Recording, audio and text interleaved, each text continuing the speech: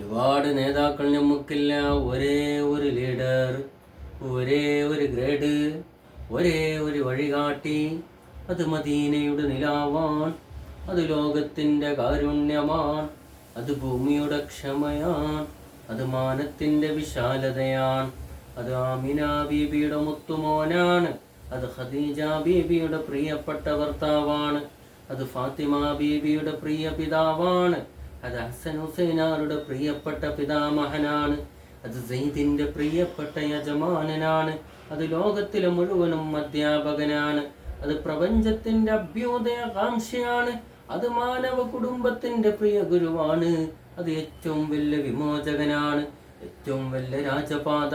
മനുഷ്യ സമുദായത്തിന് കാട്ടിക്കൊടുത്തോരാണ്, പാവികളുടെ രക്ഷകനാണ്, പാവപ്പെട്ടവന്റെ കാവൽക്കാരനാണ്, സ്ത്രീവർഗത്തിന്റെ വിമോചകനാണ്, തൊഴിലാളി വർഗത്തിന്റെ ഉദ്ധായ നായകനാണ്,